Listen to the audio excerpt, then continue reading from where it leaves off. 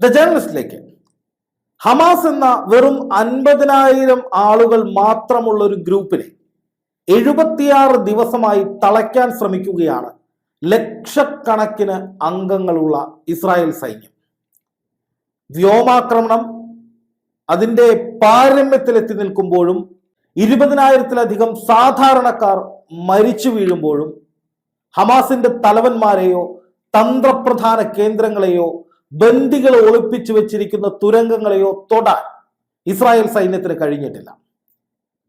അഫ്ഗാനിലും ഇറാഖിലുമൊക്കെ അധിനിവേശം നടത്തിയതിന്റെ പരിചയമുള്ള ഗറില്ല വാർഫീൽഡുകളിലടക്കം വർഷങ്ങൾ പരിചയിച്ച് തഴക്കവും പഴക്കവും വന്ന നിരവധി മുതിർന്ന അമേരിക്കൻ സൈനിക ഉദ്യോഗസ്ഥർ പോലും ഇസ്രായേലിന് മുഴുവൻ പിന്തുണയും നൽകി ഒപ്പമുണ്ട് എന്ന് ആലോചിക്കണം. ദശലക്ഷക്കണക്കിന് രൂപയുടെ മൂല്യമുള്ള മെർക്കാവ ടാങ്കുകൾ പോലെയുള്ള അത്യാധുനിക യുദ്ധ ഉപകരണങ്ങളും ഇസ്രായേലിന്റെ പക്കലുണ്ട്. എന്നിട്ടും ഈ 76 ദിവസമായിട്ടും ബന്ദികളെ ഒളിപ്പിച്ചു വെച്ച തുരങ്കങ്ങളിലേക്ക് കടന്നു കയറി ബന്ദികളെ മോചിപ്പിക്കാൻ ഇസ്രായേലിന് കഴിഞ്ഞിട്ടില്ല. എന്താണ് ഇതിന് കാരണം? ഹമാസിന്റെ അംഗസംഖ്യ വെറും 50,000 പരമാവധി. അതിൽ 35,000-ഓളം പേർ രണ്ടാം ഘട്ട യുദ്ധത്തിന് സജ്ജമായിരിക്കുന്നുവെന്നും ഒരു 15,000-ഓളം പേർ മാത്രമേ ഇപ്പോഴും യുദ്ധരംഗത്ത് ഇറങ്ങിയിട്ടുള്ളൂ എന്നുമാണ് ഹമാസ് അവകാശപ്പെടുന്നത്. ഇസ്രായേൽ ആകട്ടെ അതിന്റെ കഴിവിന്റെ പരമാവധി, അതായത് ഈ സമീപകാലത്തൊന്നും നമ്മൾ ഒരു യുദ്ധത്തിലും കണ്ടിട്ടില്ലാത്ത രീതിയിലുള്ള പ്രഹരശേഷിയിലുള്ള ആയുധങ്ങൾ ഗസയിലേക്ക് ഉപയോഗിച്ചുകൊണ്ടേയിരിക്കുകയാണ്. അത്യാധുനിക സംവിധാനങ്ങളെല്ലാം സംയോജിപ്പിച്ചുകൊണ്ട് ഗസയിലേക്ക് തെക്കും വടക്കുമായി അയച്ചുകൊണ്ടേയിരിക്കുകയാണ് കരയുദ്ധത്തിന് സൈന്യത്തെ. പക്ഷെ തിരിച്ചടിക്കപ്പുറം ഹമാസിന്റെ തന്ത്രപ്രധാന ഇടങ്ങളിലേക്ക് ഒന്നും കയറി ചെന്ന് ഒരു അട്ടിമറി നടത്താൻ ഇസ്രായേലിന് ഇതുവരെ കഴിഞ്ഞിട്ടില്ല. 76 ദിവസമായി ലക്ഷക്കണക്കിന് വരുന്ന ഇസ്രായേൽ സൈന്യം, മൊസാദ് പോലെ ലോകത്തിലെ ഏറ്റവും വലിയ ചാരസംഘടനാ സെറ്റപ്പ്, അതുപോലെ തന്നെ മുഴുവൻ സംവിധാനങ്ങളും നെറ്റ്വർക്കും, അമേരിക്കയുടെ ഉൾപ്പെടെയുള്ള നെറ്റ്വർക്കും ഈ 50,000 എന്നൊരു ചെറിയ സംഖ്യയിലുള്ള ഗ്രൂപ്പിന് വേണ്ടി തേടിക്കൊണ്ടിരിക്കുമ്പോൾ അത് വിജയത്തിൽ എത്തുന്നില്ല എങ്കിൽ ആ ഗ്രൂപ്പ് അത്രയും ശക്തരാണ് എന്നുള്ളതാണ് അതിന്റെ അടിസ്ഥാനം. അതിന് കാരണം എന്തുകൊണ്ടാണ് ഹമാസ് ഇങ്ങനെ വിജയിച്ചു പോകുന്നത്, അല്ലെങ്കിൽ ഹമാസ് അവർ വിചാരിക്കുന്നത് പോലെ ഇസ്രായേലിന് പിടികൊടുക്കാൻ കഴിയാതെ ഇങ്ങനെ രക്ഷപ്പെട്ട് നടക്കുന്നത്? അതിനുള്ള കാരണം ഹമാസ് ബുദ്ധി കൊണ്ടാണ് കളിക്കുന്നത് എന്നുള്ളതാണ്. കഴിഞ്ഞ ദിവസം പ്രായമായ രണ്ട് ബന്ദികളുടെ ക്ലിപ്പിങ്ങുകൾ ഇസ്രായേലിലേക്ക് ഹമാസ് അയച്ചു കൊടുത്തു, അല്ലെങ്കിൽ അവിടെ പ്രസിദ്ധീകരിക്കപ്പെട്ടു. അതിലവർ പറയുന്നത്, ഈ വയസ്സായ ആളുകൾ പറയുന്നത്, നിങ്ങൾ ഇനിയും ഇങ്ങനെ യുദ്ധം തുടർന്നിട്ട് കാര്യമില്ല, യുദ്ധം അവസാനിപ്പിച്ച് വെടിനിർത്തൽ നടത്തി എത്രയും പെട്ടെന്ന് ഞങ്ങളെ മോചിപ്പിക്കൂ, നിങ്ങൾ യുദ്ധവുമായി വന്നാൽ ഞങ്ങളുടെ ജീവൻ തന്നെ അപകടത്തിലാകുമെന്ന് ഇസ്രായേൽ സൈന്യത്തോട് വൃദ്ധരായ ബന്ദികൾ പറയുകയാണ്. ഇത് ഇസ്രായേൽ ഉണ്ടാക്കിയ കോളിളക്കം അതിഭീകരമാണ്. ഇപ്പോൾ തന്നെ ബെഞ്ചമിൻ നെതന്യാഹുവിനെതിരെ അതിഭീകരമായ പ്രക്ഷോഭം അവർ നടന്നുകൊണ്ടിരിക്കുക. അതിനിടയിലേക്കാണ് ബന്ദികളുടെ ഈ ക്ലിപ്പിങ്ങുകൾ ചെല്ലുന്നത്. ഇത് കാണുകയും കേൾക്കുകയും ചെയ്യുന്ന ജനങ്ങൾ, ഇസ്രായേലി പൗരന്മാർ എന്താണ് പറയുക? അവർ പറയുന്നത് കേൾക്കൂ, നിങ്ങൾ യുദ്ധം ചെയ്തിട്ട് സൈനികർ മരിക്കുന്നു, കോടികളുടെ സാമ്പത്തിക ബാധ്യത ഉണ്ടാകുന്നു, യുദ്ധോപകരണങ്ങൾ നശിക്കുന്നു, അല്ലാതെ ബന്ദികളെ ജീവനോടെ പിടിക്കാൻ നിങ്ങൾക്ക് കഴിയുന്നില്ല. അതിനിടയിൽ നിങ്ങൾ തന്നെ 3 പേരെ കൊന്നു എന്ന് നിങ്ങൾ തന്നെ IDF തന്നെ സമ്മതിക്കുകയും ചെയ്യുന്നു. ഈ സാഹചര്യത്തിൽ ലോകം മുഴുവൻ നമ്മുടെ രാജ്യത്തിനെതിരാകുന്ന കാഴ്ച നമ്മൾ കാണുകയാണ്. ഐക്യരാഷ്ട്രസഭയിൽ 135-ലധികം രാജ്യങ്ങൾ വെടിനിർത്തണമെന്ന ആവശ്യവുമായി ഇസ്രായേലിന്റെ യുദ്ധം എന്ന ആവശ്യത്തെ നിരാകരിച്ചുകൊണ്ട് പൊതുസഭയിൽ പ്രമേയം പാസാക്കാൻ വരികയാണ്.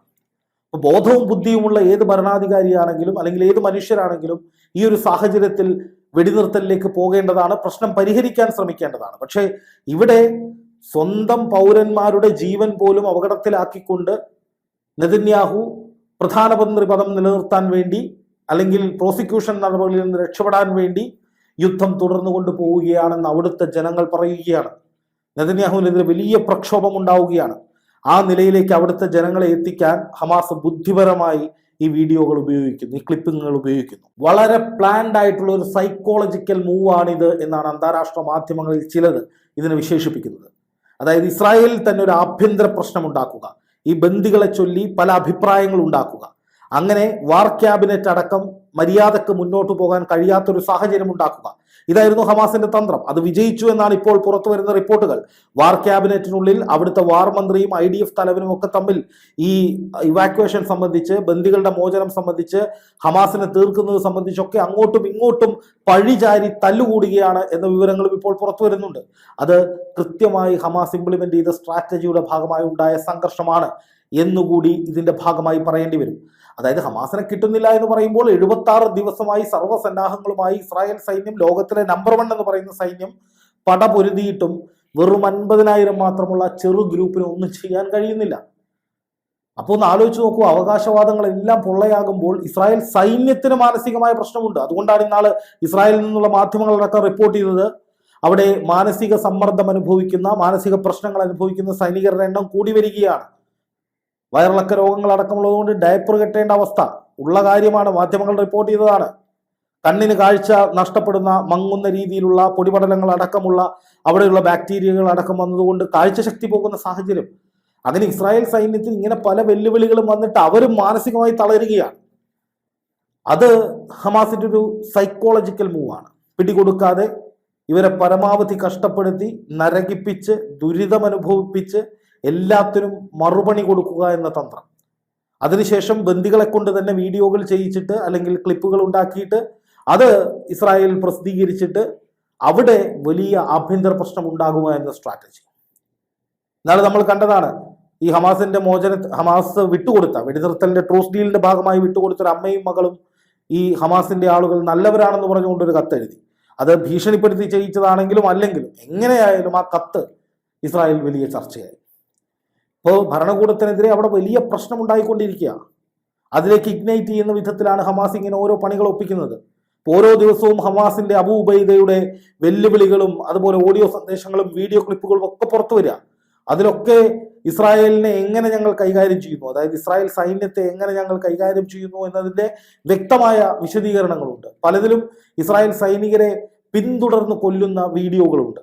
ഇതൊക്കെ കാണുമ്പോൾ ഇസ്രായേലിലെ ജനങ്ങൾ എന്താണ് മനസ്സിലാക്കേണ്ടത്? ഭരണകൂടം നമ്മളെ പറ്റിച്ചുകൊണ്ടിരിക്കുകയാണ്. കഴിഞ്ഞ 76 ദിവസമായി ഈ അവകാശവാദങ്ങൾ വടിക്കും, പിടിക്കും, കൊല്ലും, സമുദ്രജലം കയറ്റി മുക്കിക്കളയും, ഇങ്ങനെയൊക്കെയുള്ള കുറേ വാദങ്ങളുണ്ടായിരുന്നു. അതൊന്നും നടക്കുന്നില്ല. ബന്ദികൾ അവിടെ കിടക്കുകയാണ്. ആളുകൾ തിരിച്ചു വരുമോ എന്ന് ഞങ്ങളുടെ ആളുകൾ, ഞങ്ങളുടെ ബന്ധുക്കൾ തിരിച്ചു വരുമോ എന്നുള്ള ഉറപ്പ് ഞങ്ങൾക്കില്ല. ഇത്രയും പെട്ടെന്ന് ഈ യുദ്ധം അവസാനിപ്പിക്കുക, വെറുതെ ആളുകൾ കൊണ്ടിട്ട് എന്ത് കാര്യം? ആ രീതിയിൽ ഒരു പ്രഷർ ഇസ്രായേലിനുള്ളിൽ ഉയർത്തിക്കൊണ്ടുവരാൻ ഈ പറയുന്ന ഹമാസിന്റെ ഇത്തരം ഓപ്പറേഷനുകളിലൂടെ സാധിച്ചിട്ടുണ്ട്. അതാണ് ശക്തി കൊണ്ടല്ല, ആൾബലം കൊണ്ടല്ല, ആയുധബലം കൊണ്ടല്ല, ബുദ്ധി കൊണ്ടാണ് ഹമാസ് ജയിച്ചു കയറുന്നത് എന്ന് പറയുന്നത്. അല്ലെങ്കിൽ ഒന്ന് ആലോചിച്ച് നോക്കൂ, ഹമാസിന്റെ സൈനിക ശക്തിയും ഹമാസിന്റെ ആയുധബലവും ആൾബലവും ഇസ്രായേലിന്റെയും തമ്മിൽ കമ്പയർ ചെയ്താൽ ഹമാസിന്റെ ഒരു 10 ഇരട്ടിയിലേറെ വലുപ്പം ഉണ്ടാകും. എല്ലാം കൊണ്ടും ഇസ്രായേൽ എല്ലാ തരത്തിലും, സാമ്പത്തികമായിട്ടായാലും ആയുധബലത്തിന്റെ കാര്യത്തിലായാലും ആൾബലത്തിന്റെ കാര്യത്തിലായാലും വിദഗ്ധോപദേശങ്ങളുടെ കാര്യത്തിലായാലും സർവേലൻസിന്റെ ഇതിലായാലും ചാരവൃത്തിയുടെ കാര്യത്തിൽ എല്ലാത്തിലും പിന്തുണയുടെ കാര്യത്തിൽ ഉൾപ്പെടെ ഉണ്ടായിരുന്നു. ഇപ്പൊ കുറഞ്ഞു. പക്ഷെ അങ്ങനെ ഒരു ടീം ഈ ഹമാസിനോട്, ഇത്രയും ചെറിയൊരു ടീമിനോട് ഇത്ര കാലമായി ഫൈറ്റ് ചെയ്തിട്ടും അവരെ ഡിഫീറ്റ് ചെയ്യാൻ കഴിയാത്തത് ഹമാസിന്റെ തന്ത്രപരമായ ബുദ്ധിപരമായ നീക്കങ്ങളിലൂടെയാണ്. ആ നീക്കമാണ് ഇപ്പോൾ അന്താരാഷ്ട്ര തലത്തിൽ വലിയ ചർച്ചയാകുന്നത്. ഇപ്പോൾ ഇന്നലെ മിനിഞ്ഞാന്നുമൊക്കെ ഞാൻ ചില മാധ്യമങ്ങൾ പരിശോധിച്ചിരുന്നു. അതിലൊക്കെ ഹമാസിന്റെ ഈ സൈക്കോളജിക്കൽ മൂവിനെ കുറിച്ച് കൃത്യമായി പറയുന്നു. അതുപോലെ തന്നെ ഈ ഗറില്ല വാർഫ്രണ്ട് എന്ന് പറയുന്ന ആ ഒരു മെത്തേഡിനെ കുറിച്ച് അത് നേരത്തെ തന്നെ ചർച്ചയാണ്. അപ്പൊ എന്തായാലും ഈ 76-ാം ദിവസവും ഹമാസിന്റെ ബുദ്ധിശക്തി, അതുകൊണ്ടാണ് അവർ വിജയിക്കുന്നത്, അവർ മുന്നോട്ട് പോകുന്നത്, അവരെ പിടിക്കാൻ കഴിയാത്തത് എന്ന ചർച്ചകൾ അന്താരാഷ്ട്ര തലത്തിൽ ഉയർന്നു വരുന്നുണ്ട്. അത് ഇസ്രായേലിന് വലിയ തിരിച്ചടിയാണ്. ഇതിൽ നിങ്ങളുടെ അഭിപ്രായം എന്താണെന്ന് കൂടി ഒന്ന് കമന്റ് ചെയ്യുക.